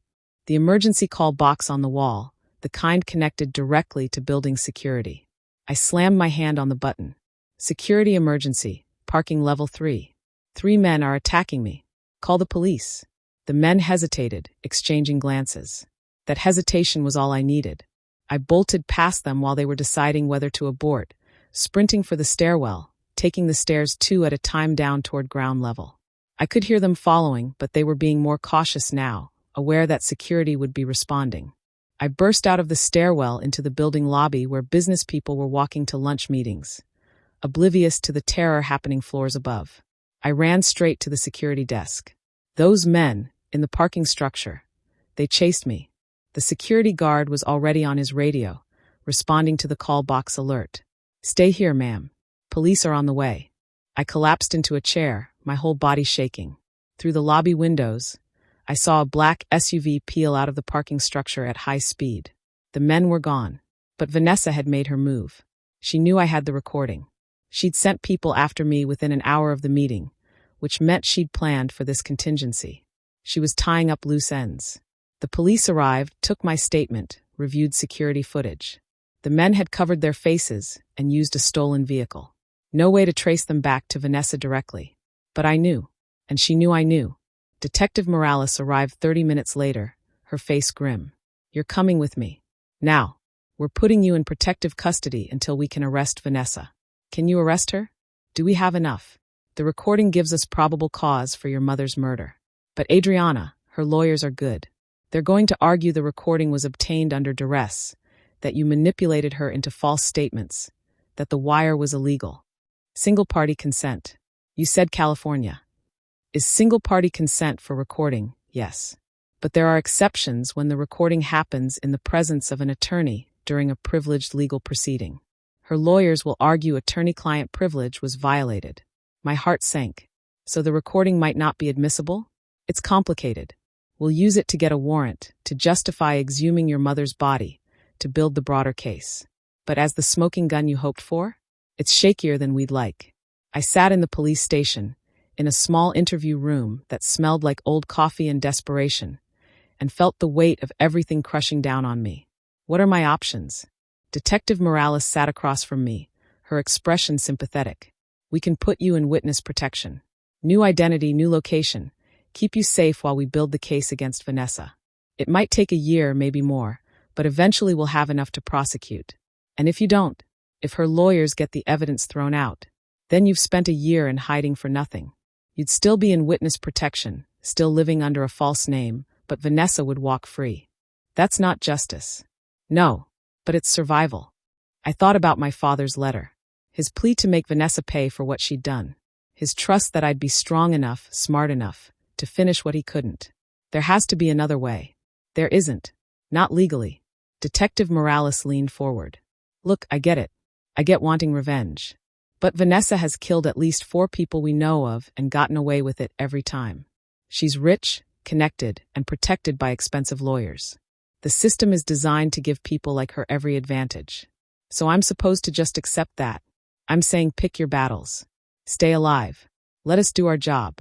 Maybe we nail her, maybe we don't. But you'll be safe. Safe. Hidden. Erased from my own life while Vanessa lived in my house, spent my father's money, and celebrated her victory. I'd be surviving, but not living. Running, but not fighting. I need time to think. You don't have time. Those men were sent to kill you or kidnap you. Vanessa knows you're a threat. She's not going to stop until you're eliminated. I looked at the detective, this woman who'd tried to help me, who genuinely wanted justice, but was bound by rules that protected people like Vanessa. What would you do? If it was your mother who was murdered, your father who was manipulated, your life that was stolen? Would you hide? She was quiet for a long moment. Then, no. I'd find a way to make her pay. But I'm a cop. I have resources you don't. Then help me. Not as a cop. As someone who wants justice. I can't. If I step outside the law, everything we've built gets thrown out. Vanessa walks. So we do this by the book. But smarter. An idea was forming, dangerous but possible. Vanessa signed those settlement papers. $50,000 for my silence and my disappearance. She thinks I'm desperate enough to take it and run. Where are you going with this? What if I do run? What if I take the money, leave California, make her think she's won? She'll relax.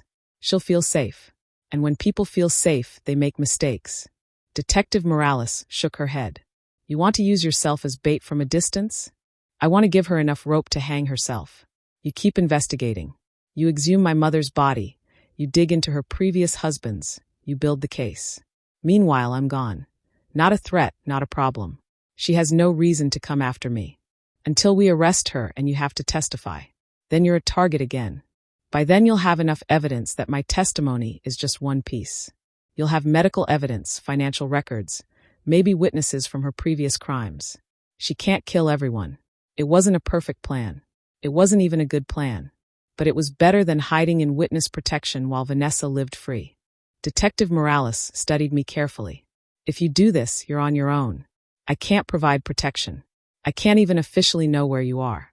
One hint that we're coordinating and her lawyers will scream entrapment.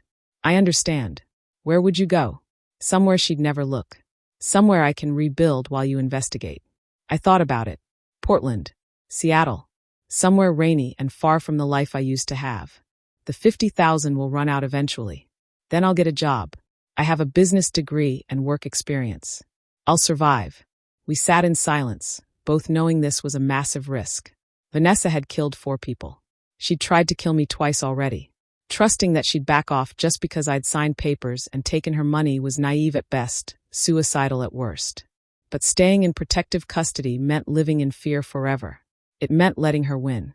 If you do this, Detective Morales said slowly, you need to be smart. No contact with anyone from your old life. No social media. No trail she can follow. You disappear completely. I've been practicing.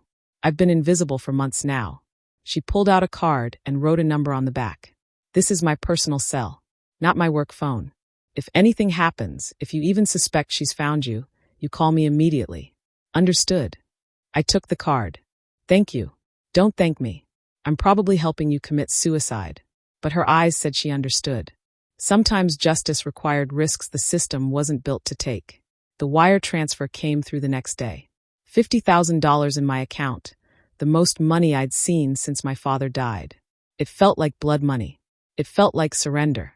But it was also a weapon if I used it right. I bought a used car with cash, closed my bank account, and opened a new one in Seattle using my legal name, but a different address. Bought a cheap laptop and a prepaid phone. Left California on a gray Tuesday morning without telling anyone where I was going. In my rearview mirror, Los Angeles disappeared into smog and distance. I didn't know if I'd ever come back. Didn't know if Detective Morales would find enough evidence. Didn't know if Vanessa would believe I was really gone, or if she'd send someone after me anyway. All I knew was that my father had trusted me to finish this. And I wasn't done yet. Not even close. 8 months later, I was working as a property manager for a small real estate firm in Portland when Detective Morales called. We exhumed your mother's body. The toxicology came back positive for thallium poisoning, consistent with exposure over several months. We have our murder weapon. I was sitting in my tiny studio apartment, rain drumming against the windows, and for the first time in years I felt hope. That's enough to arrest her? Combined with the recording, the financial evidence, and testimony from witnesses who saw Vanessa bringing your mother supplements, yes. We also tracked down the ex-wife of her second husband. She's willing to testify that Vanessa used the exact same pattern. Befriend the wife, poison her slowly, marry the widower, inherit everything. When are you arresting her? Tomorrow. But Adriana, you need to come back. The trial will require your testimony. You're the one who recorded her confession, who has first-hand knowledge of how she manipulated your father. My hands were shaking. She'll come after me. We'll protect you. And honestly, once she's in custody facing murder charges, you're less of a target. The damage is done. Killing you at this point only makes her look more guilty. I'd spent 8 months rebuilding. I had a job I was good at, a small apartment, a life that was simple but mine. I'd made myself invisible, exactly like I'd planned. Now I had to step back into the light and face the woman who destroyed my family. I'll be there. I flew back to Los Angeles 3 days later. Detective Morales met me at the airport with 2 uniformed officers. Vanessa was arrested yesterday. She's out on bail, $5 million, which she paid without blinking, but she's under house arrest with electronic monitoring. The trial starts in 2 months. How is she playing it? Complete denial. Her lawyers are claiming the recording was fabricated, that the toxicology results are contaminated, that you're a bitter daughter out for revenge. They're painting you as mentally unstable, desperate for money, willing to lie to get what you think you deserve. The same playbook she'd used against my father when he tried to reveal the truth. What do you need from me? First, we need you to testify before the grand jury to secure the indictment. Then preparation for trial. The prosecutor wants to walk through every interaction you had with Vanessa, build a timeline of her manipulation and isolation tactics. The grand jury testimony was scheduled for the following week. I spent days with the prosecutor, a sharp woman named Catherine Reeves, going over every detail of the last 7 years. The defense is going to attack your credibility, Catherine warned. They'll point out that you're the sole beneficiary if Vanessa goes to prison. You'll inherit what should have been yours all along. They'll say you have motive to lie. I have motive to tell the truth, which is what we'll prove. But be prepared. This is going to be brutal. The day of the grand jury testimony, I sat in a windowless room and told my story to 23 strangers. I walked them through my mother's death, my father's remarriage, the systematic isolation, the will, the storage unit, the evidence my father had hidden. And I played the recording. Vanessa's voice filled the room, cold and calculating. Your mother was in my way, so I removed her. You were in my way, so I made him remove you. The grand jury indicted her on 2 counts of first-degree murder, my mother and my father. The prosecution argued that while the brain tumor killed him, Vanessa had deliberately withheld proper medical care and increased his pain medication to keep him compliant and confused.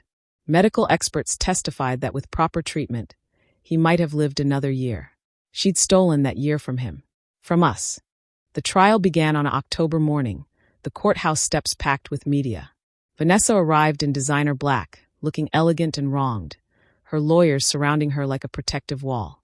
I sat in the gallery with Detective Morales, watching the jury selection, watching Vanessa perform the role of grieving widow falsely accused. Catherine Reeves' opening statement was methodical and devastating. The defendant is a serial killer, not the kind you see in movies with violence and chaos. She's calculated, patient. She identifies wealthy, vulnerable men. She ingratiates herself into their lives. She eliminates obstacles, wives, children, anyone who threatens her access to their money. And then she disappears into their fortune, protected by expensive lawyers and the benefit of doubt our society grants to beautiful, charming women. The defense attorney, a man named Richard Carlson who charged $1,000 an hour, painted a different picture. Adriana Cole is a troubled young woman who couldn't accept her father's happiness after her mother's death.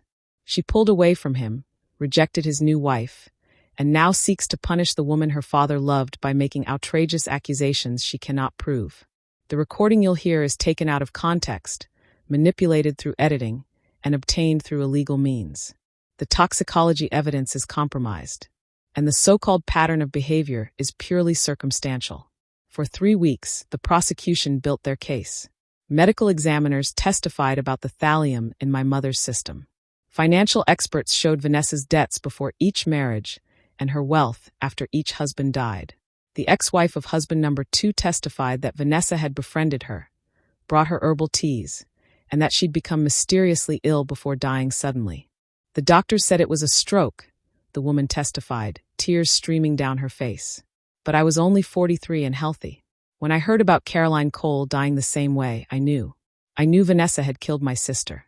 Then it was my turn to testify. Catherine walked me through everything gently, establishing the timeline, the relationship I'd had with my father, the changes after Vanessa entered our lives. "Did your father ever express doubts about disinheriting you?" she asked. "Yes. In the recording he made before he died, he said he tried to change the will back multiple times. Vanessa prevented it by having doctors declare him incompetent." Objection. Carlson was on his feet. The recording is hearsay.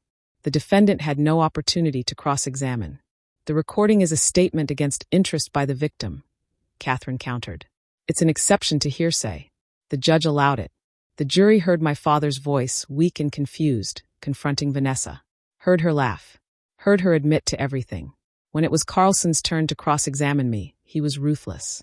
"Ms. Cole, isn't it true you've been living on the settlement money Vanessa graciously gave you? She gave me $50,000 to disappear and stop asking questions. Or she gave you money out of kindness, and you used it to fund this vendetta? It's not a vendetta. It's justice. Justice or greed. If Vanessa is convicted, you inherit your father's estate, correct? I'm not doing this for money. No. You were homeless, living in your car, desperate. Now you stand to gain $40 million if this jury convicts. That's quite a motive to lie. I'm not lying. You recorded a private conversation in a lawyer's office without consent. California is a single-party consent state. During a privileged legal proceeding, you manipulated my client into making statements that sound incriminating out of context. There's no context that makes confessing to murder acceptable. The judge banged his gavel. "Ms. Cole, please answer only the questions asked." Carlson smiled, knowing he'd rattled me. No further questions. I stepped down feeling like I'd failed, like I'd let my father down. But Catherine had one more card to play. The prosecution calls Vanessa Cole to the stand. The courtroom went silent. Defendants rarely testified in their own trials, but Vanessa had insisted. She believed she could charm the jury, make them believe she was the real victim. She took the stand in a pale blue dress, looking vulnerable and sincere. Catherine started gently, establishing Vanessa's background, her marriages, her pattern of widowhood. "Mrs. Cole, you've been married 4 times. All 4 husbands died and left you their entire estates. That's quite a coincidence. It's tragedy, not coincidence. I loved each of them. Did you love them, or did you love their money?" Objection. Withdrawn. "Mrs. Cole, do you recognize this?" Catherine held up a document. Vanessa's face went pale. "I don't. I'd have to look at it. It's a life insurance policy on Caroline Cole. You're listed as the beneficiary. $2 million paid upon her death. Did you love Caroline Cole?" "We were friends." She wanted to make sure I'd be taken care of if anything happened. Caroline Cole took out a $2 million life insurance policy on herself with you, a woman she'd known for 6 months, as the beneficiary? Not her husband, not her daughter. She was grateful for my friendship. Or you forged her signature on the application, just like you forged Jonathan Cole's signature on the updated, when his brain tumor made his handwriting too shaky to verify. That's absurd. Catherine produced another document. This is a handwriting analysis comparing the signature on the insurance policy to known samples of Caroline Cole's signature. The expert concludes with 98% certainty that Caroline did not sign this document. Vanessa's composure cracked. You can't, that's not admissible. It's absolutely admissible. And it proves you forged documents to defraud Caroline Cole. Just like you forged documents to control Jonathan Cole's estate. Just like you did with your previous husbands. I didn't kill anyone. Then explain the recording. Explain your own words. Your mother was in my way, so I removed her. I was speaking metaphorically. Adriana was harassing me, making accusations, and I said things out of frustration that I didn't mean literally. Metaphorically removed her? By metaphorically poisoning her with thallium. I never poisoned anyone. Then how do you explain the thallium in Caroline Cole's system? I don't know. Maybe she was exposed to it some other way. Over a period of months, in doses consistent with deliberate poisoning, at the exact time you were bringing her supplements every day? Vanessa was sweating now, her carefully constructed mask falling apart. This is ridiculous. You're twisting everything. I'm presenting facts. You had means, access to thallium through your previous employment at a chemical lab. You had motive, $2 million in insurance and access to a wealthy widower. You had opportunity. You were in the Cole house daily, bringing Caroline supplements that made her sicker. And you confessed, on tape, to murdering her. I didn't mean it literally. So you're admitting you said it? Vanessa realized her mistake too late. I know, you're confusing me. Catherine let the silence stretch. Let the jury see Vanessa squirming, contradicting herself, falling apart. No further questions. The jury deliberated for 6 hours. When they returned, Vanessa stood beside her lawyers, her face pale but composed, preparing for victory or defeat. On the count of first-degree murder in the death of Caroline Cole, how do you find? Guilty. Vanessa's knees buckled. Her lawyers caught her. On the count of first-degree murder in the death of Jonathan Cole, how do you find? Guilty. The courtroom erupted. I sat frozen, unable to process it. Detective Morales grabbed my hand. You did it. You got her. I watched them lead Vanessa away in handcuffs, watched her mask finally, completely shatter. She looked at me as they took her past the gallery, and for the first time I saw real fear in her eyes. This isn't over, she hissed. I'll appeal. But the bailiff pulled her forward, and she was gone. It was over. My father's killer was going to prison for the rest of her life. And I could finally breathe. The sentencing hearing was held 3 weeks later. Vanessa was brought into the courtroom in an orange jumpsuit, her designer wardrobe replaced with prison standard issue. She looked smaller somehow, diminished without her armor of expensive clothes and practiced charm. The judge, a woman in her 60s who'd presided over the trial with stern efficiency, reviewed the case file before speaking. Mrs. Cole, you have been convicted of 2 counts of first-degree murder. Before I impose sentence, the victim's family members have the right to make impact statements. Ms. Adriana Cole has indicated she wishes to speak. Catherine Reeves nodded to me. I stood on shaking legs and walked to the podium. I'd written and rewritten this statement a dozen times. I'd imagined this moment for 8 months. Now, standing here with Vanessa forced to listen, I felt the weight of everything that had been stolen from me. My mother was the kindest person I ever knew. She ran a literacy nonprofit that taught thousands of adults to read. She volunteered at homeless shelters. She treated everyone with dignity and respect, regardless of their wealth or status. You murdered her because she was inconvenient, because she stood between you and money you didn't earn. Vanessa stared at the table, refusing to look at me. My father built his business from nothing. He worked construction to put himself through college. He taught me that wealth was responsibility, that money should build things instead of destroying them. You manipulated him, isolated him from the daughter he loved, and let him die confused and alone because controlling him was more important than caring for him. My voice cracked, but I pushed through. You didn't just kill 2 people. You killed my family. You stole 7 years of my life. You took my home, my inheritance, my sense of safety. You made me homeless. You tried to have me killed. And you did all of it with a smile, playing the victim while destroying everyone around you.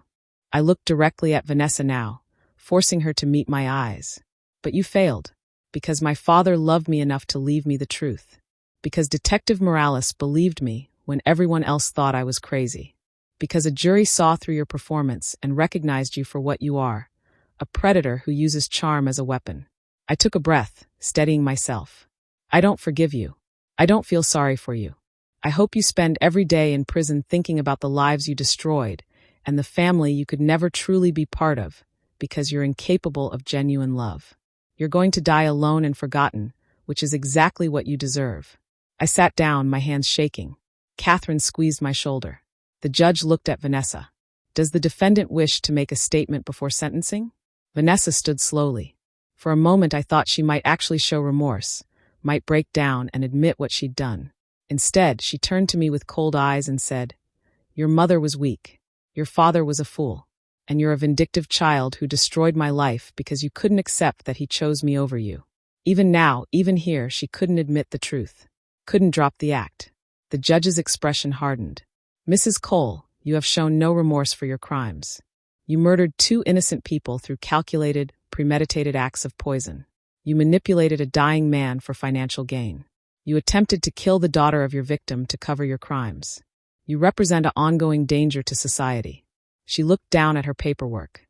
"On the count of first-degree murder of Caroline Cole, I sentence you to life in prison without the possibility of parole. On the count of first-degree murder of Jonathan Cole, I sentence you to life in prison without the possibility of parole. These sentences are to run consecutively. Additionally, I'm recommending you be remanded to maximum security facilities appropriate for violent offenders." She banged her gavel. "This court is adjourned." Vanessa was led away screaming. "This is wrong. I'm innocent. She's lying. All of you." The bailiff shut the door, cutting off her voice. It was over. Really, truly over. Detective Morales found me in the hallway afterward. Arizona and Nevada are both opening investigations into her previous husband's deaths. She's going to face additional charges.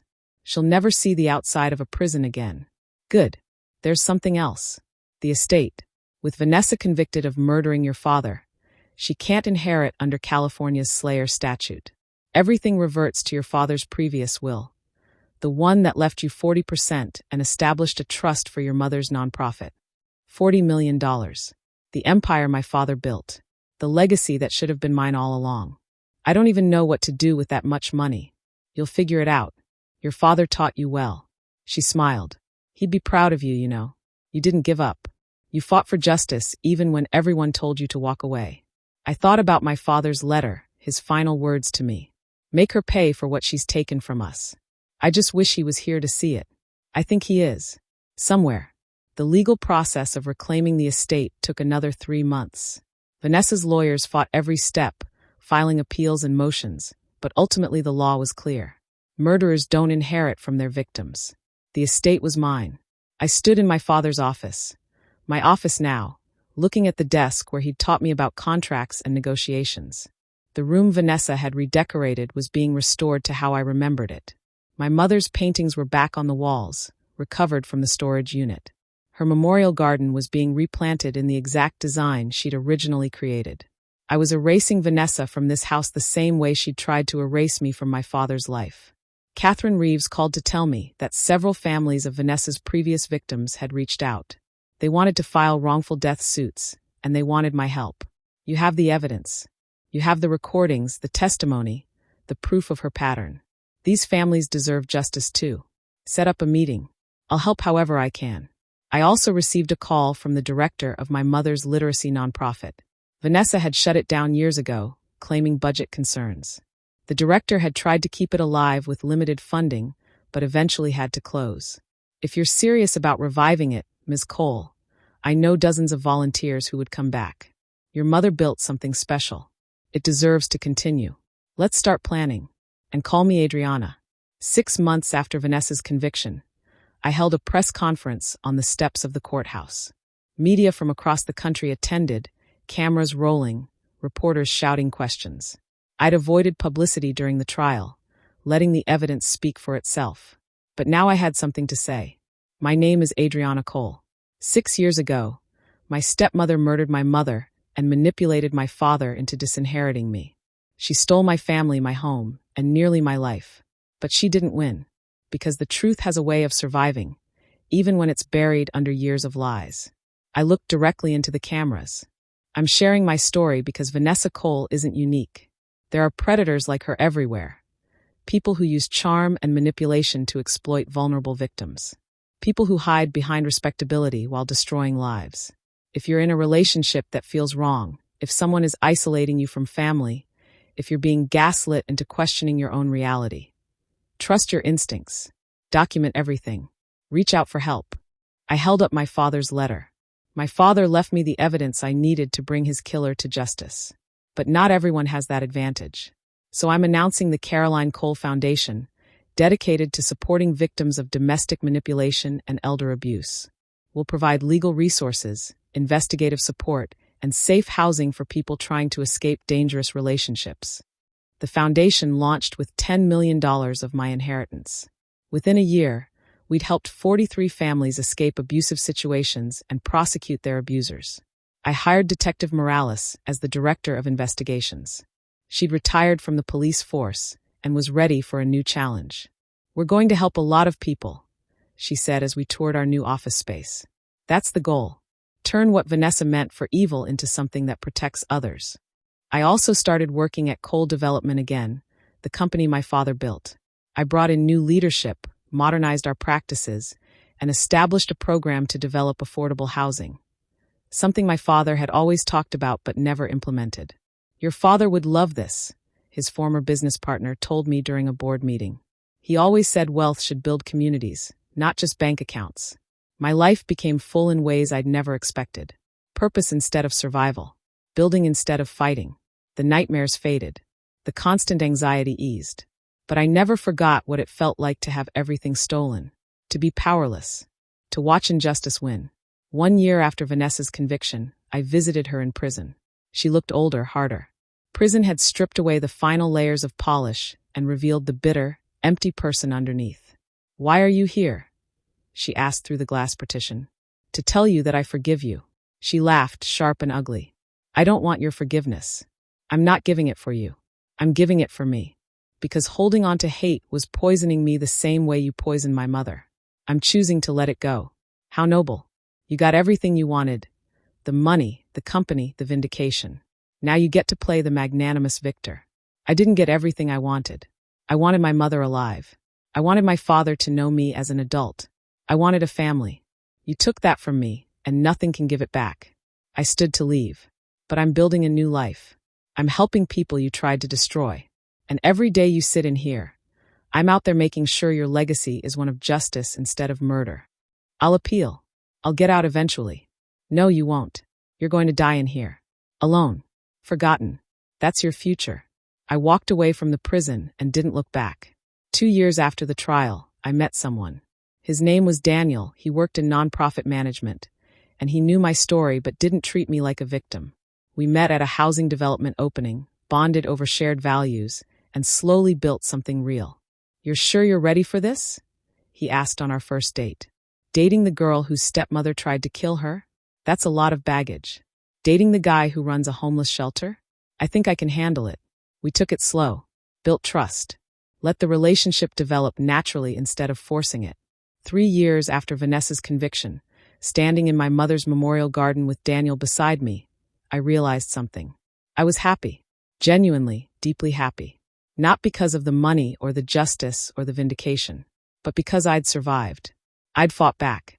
I'd transformed tragedy into purpose. My phone buzzed. A text from Detective Morales. Nevada just convicted Vanessa for husband number 3. 2 more life sentences. She's never getting out. I showed Daniel the message. He squeezed my hand. How do you feel? Grateful. For my father's love. For the truth surviving. For the chance to build something good from something terrible. I looked around the garden, at the roses my mother had loved, at the house that was finally a home again. I feel free. If this story resonated with you, please hit that subscribe button and leave a comment. Share it with someone who needs to hear that justice is possible, that predators can be stopped, that truth ultimately prevails even when it takes years. My name is Adriana Cole, and this is my story. A story of loss and justice, of manipulation and truth, of being erased and fighting back. Vanessa thought she could destroy me. Instead, she made me stronger. And I'm using that strength to make sure others don't have to fight alone. Because that's what my parents would have wanted. That's the legacy they deserve. And that's the future I'm building. One family, one victim, one truth at a time. Thank you for listening. Thank you for believing. Thank you for understanding that even in our darkest moments, we have the power to fight back and win. This isn't just my story anymore. It's a reminder that justice might be delayed, but it doesn't have to be denied. Keep fighting. Keep believing. Keep pushing for truth. It's worth it. I promise.